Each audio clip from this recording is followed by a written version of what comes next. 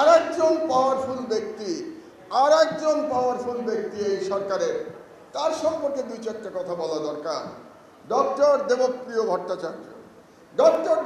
ভট্টাচার্য এই সরকারের parallel finance minister.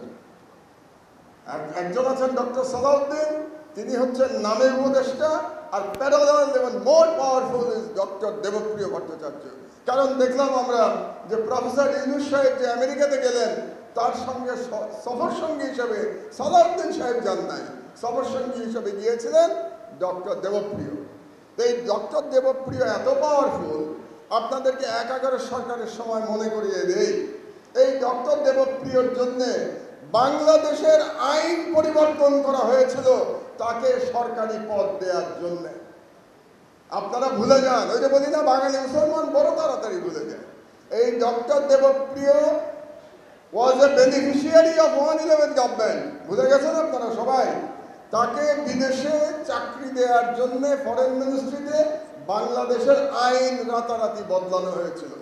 কি আইন বদলানো হয়েছিল আমি বলতে চাই না, এটা ব্যক্তিগত, আপনারা জেনে নেবেন, কিন্তু আইন বদলানো হয়েছিল তাকে সরকারে দেওয়ার জন্য। আজকে সেই দেবপ্রিয় অনেক পাওয়ারফুল। এই দেবপ্রিয় 2005 সাল থেকে পুরো 11 সরকারের সময়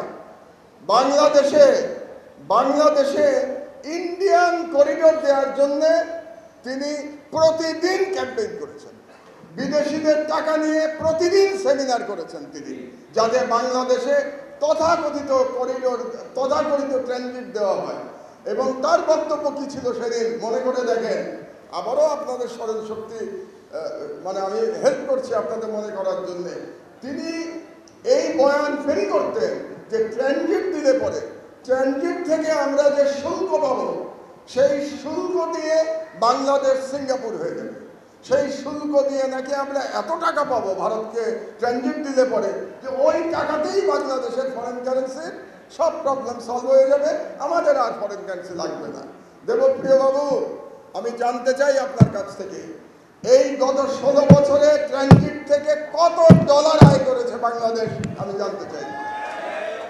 আজ পর্যন্ত আপনাদের কোনো সাংবাদিক এই প্রশ্নটা সরকারকে করে নাই। আসলে 16 বছরে চাটুকারিতা করতে করতে আপনাদের সাংবাদিকদের আর ব্যাকবোন বলে কোনো জিনিস নাই।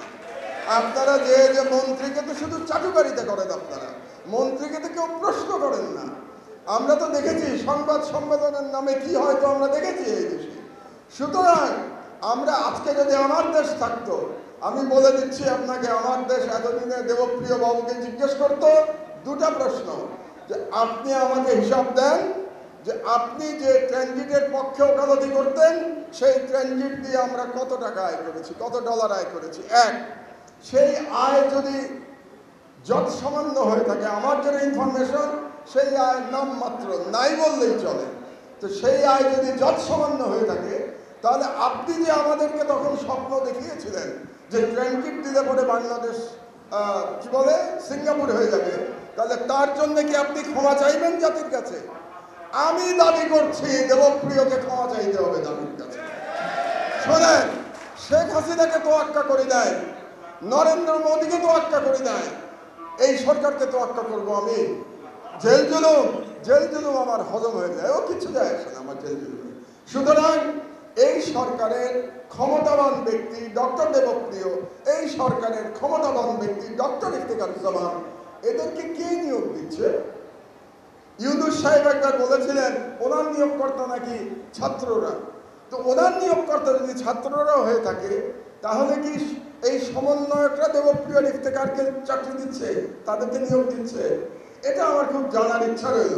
আর এটা যদি না জানে, তাহলে সমন্বয়কদের যে সকল প্রতিনিধি এখানে আজকে উপস্থিত আছেন, তারা যান দেবপ্রিয়র সাথে বসেন এবং আপনারা দেবপ্রিয়কে জিজ্ঞাসা করেন যে ট্রানজিট নিয়ে আপনার ভূমিকা কি ছিল।